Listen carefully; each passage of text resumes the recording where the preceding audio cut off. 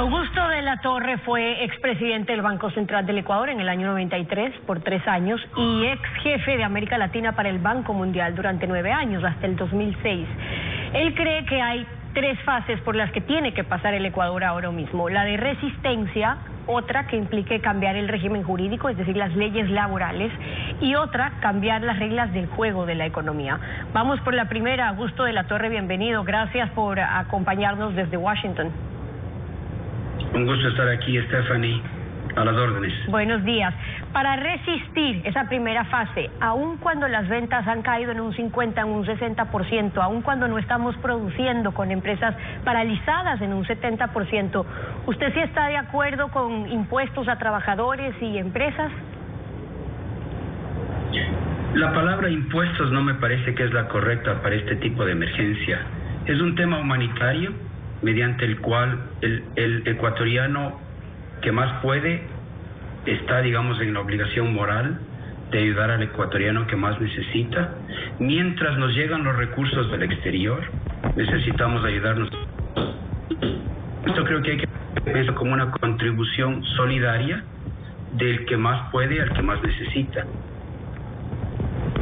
El impuesto a las empresas con utilidades de más de $1 millón, en teoría, digo porque es una contribución, pero termina significando un impuesto, por lo menos como lo están viendo muchos de los trabajadores o las empresas. En teoría, decía, es para apoyar a las pymes, que son las que están generando a su vez plazas de trabajo.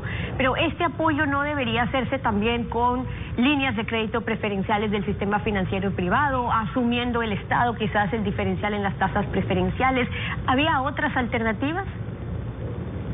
Sin duda, sin duda. El apoyo al empleo para evitar la destrucción generalizada del empleo, el apoyo a las unidades productivas para evitar que haya una quiebra inmensa del tejido productivo, venir por vainos, y uno de ellos tiene que ser a través de apoyos crediticios, de manera que una parte importante, quizás la mayor parte de los dólares que van a llegar en las siguientes semanas del Fondo Monetario, de China, del Banco Mundial, el gobierno tiene que dedicarlo a las prioridades, esto es, a la asistencia médica, al salvar vidas, a alimentar a los ecuatorianos y a otorgar apoyos crediticios y de liquidez a las empresas que se mantengan en la hibernación y que estén dispuestas después a arreglar su situación por vía de acuerdos entre partes. Esto es absolutamente necesario, pero aquí me gustaría mencionarle un problema muy importante, Stephanie. La brecha en el sector fiscal se está abriendo por causa de la caída del precio del petróleo. Entonces, si la plata que viene de afuera se utiliza para cubrir la brecha fiscal, no vamos a tener dólares para apoyarle al empleo, a las empresas y al ecuatoriano.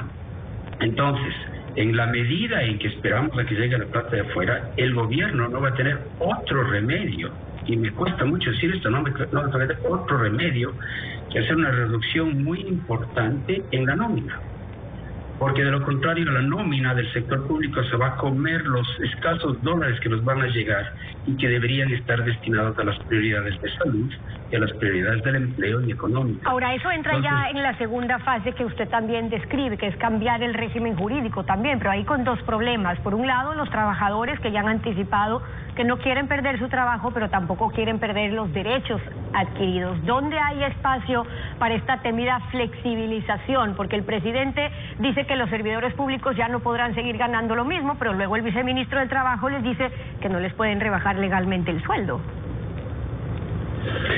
El gobierno necesita ordenarse y tener un discurso, digamos, coherente. Pero la realidad se impone. ¿Cuál es la realidad del Ecuador?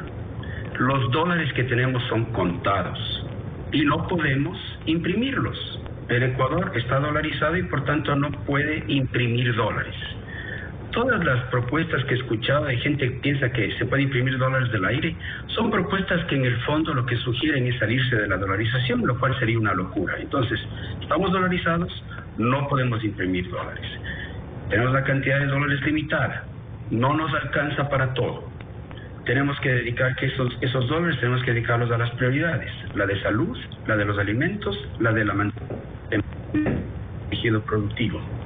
La única manera como nos pueden alcanzar esos dólares para poder salir de esta crisis es reduciendo las necesidades del gasto corriente en el sector público.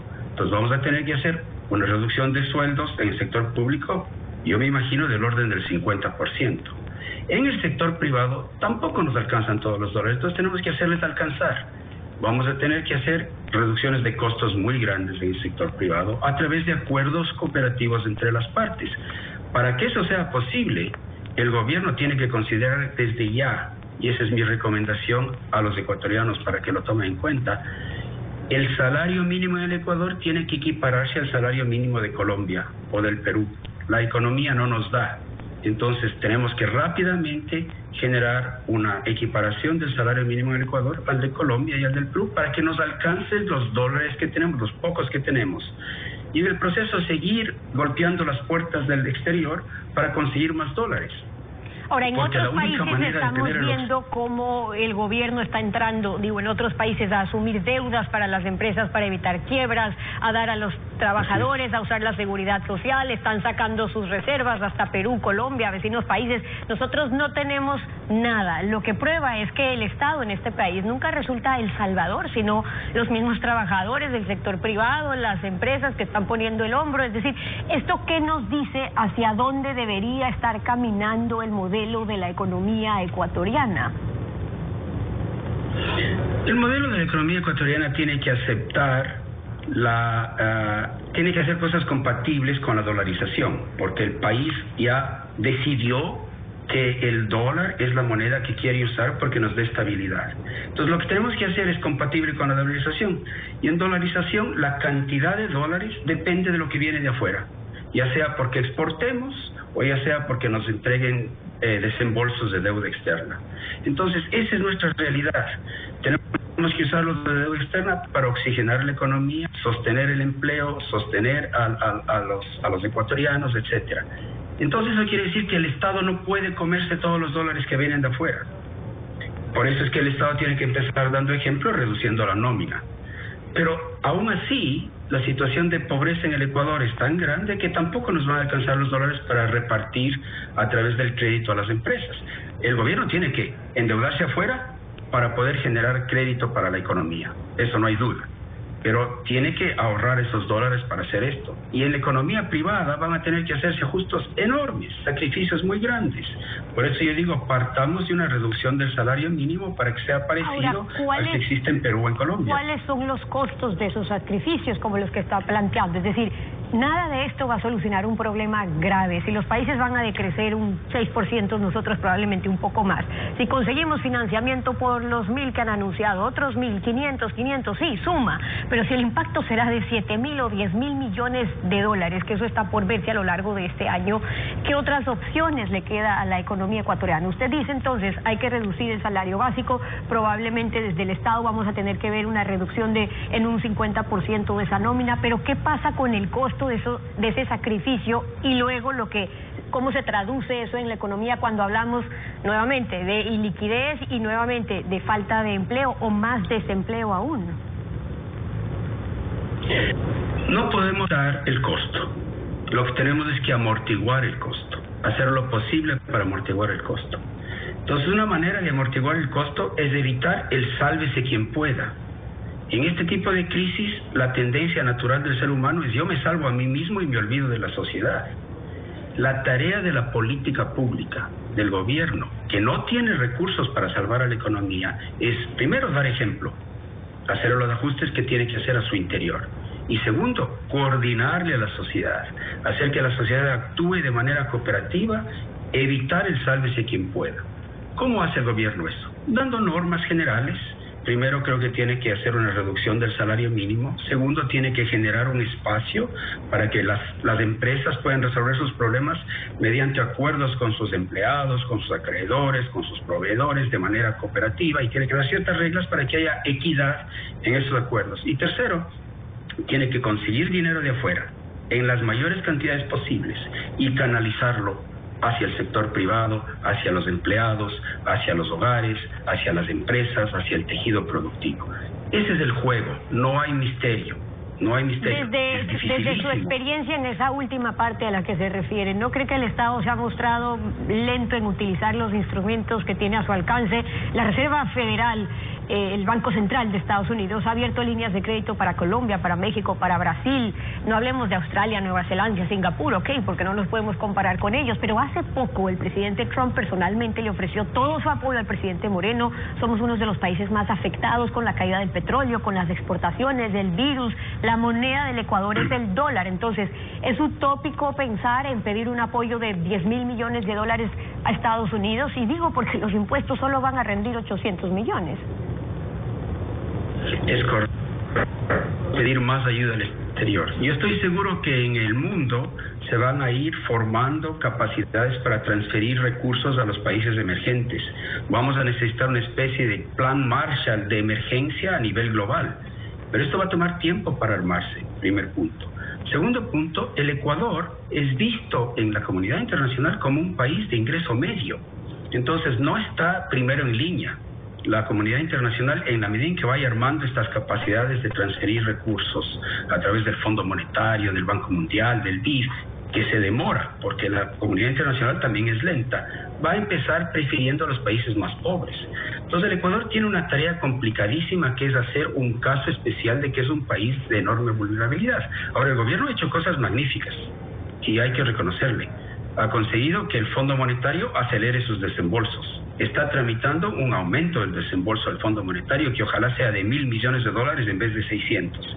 Segundo, ha conseguido que China, a través de sus bancos de desarrollo, le preste al país $2.000 millones. Tercero, ha conseguido que el Banco Mundial le apruebe rápidamente un préstamo de 500 y está tramitando con el BID y con la CAF préstamos de igual magnitud para mayo. O sea, el gobierno está haciendo lo que puede. Por otra parte, ya suspendió el pago de deudas a través de un acuerdo, digamos, concertado con los tenedores de bonos, y eso quiere decir que se va a ahorrar a nivel anual más o menos $1.400 millones que no vamos a pagar en servicio de deuda. El gobierno debe seguir haciendo más. Ahora, debe movilizar a los ecuatorianos de estos esfuerzos, el problema de fondo persiste sobre la situación económica y muchas veces hay un escudo a propósito de cómo recibimos el país, las condiciones en que recibimos el país. Ahora, más allá de que nos dejaron endeudados y se robaron otro tanto, hablemos también de lo que puede hacer el Ejecutivo ahora en las condiciones actuales, sin necesidad de disolver la Asamblea, reducir los gastos y el tamaño del Estado, a lo que usted se ha referido, canalizar las líneas de crédito de organismos multilaterales, reestructurar mejor la deuda con China y con los tenedores de bonos, bajar o subir los aranceles aduaneros, focalizar ya los subsidios, revisar los contratos petroleros. Esto no le daba espacio suficiente al gobierno para que durante 3 años pueda haberse fortalecido en algo el fisco, porque es lo que hoy más nos está golpeando. Mire, el desastre de vulnerabilidad que dejó el gobierno de Correa será algo que la historia le atribuirá, y con razón, porque el manejo de la bonanza petrolera fue de una irresponsabilidad enorme. Yo tengo un paper escrito y publicado sobre ese tema. Ahí están todos los detalles de la gestión macroeconómica de Correa, que fue un desastre. Eso es pasado. La historia se encargará de juzgar y de analizar. Ahora estamos donde estamos. Entonces, tenemos que entender dónde estamos. Y tenemos que entender que el gobierno trató de enrumbar la economía, no logró hacerla toda, pero tampoco lo pudo porque los ecuatorianos se oponen. Los ecuatorianos somos muy difíciles. Mire usted, en octubre se trató de disolver este subsidio absolutamente descabellado al precio de los combustibles. Y el país se le echó encima al gobierno. La Asamblea se le echó encima al gobierno. Entonces, cuando le culpemos al gobierno, culpémonos a nosotros mismos, porque somos incapaces de reconocer lo que necesitamos hacer para salir. Ahora que estamos al borde del precipicio, es nuestro momento para vernos cara a cara, el ecuatoriano al ecuatoriano, entender dónde estamos, ayudarnos del uno al otro, ayudarnos para que los ayuden de afuera, y entender que nada va a ser fácil, que el costo mayor hay que evitarlo, pero no vamos a evitar costos, y que hay que amortiguar los costos mediante, inicialmente, ayuda solidaria, en segunda instancia, acuerdo entre las partes, y en tercera instancia, cambiar las reglas de juego. Todo eso es una tarea enorme, y el país o o se convierte en el país de la minga o en el país del palo encebado, en donde todos nos divertimos porque nadie puede subir para arriba.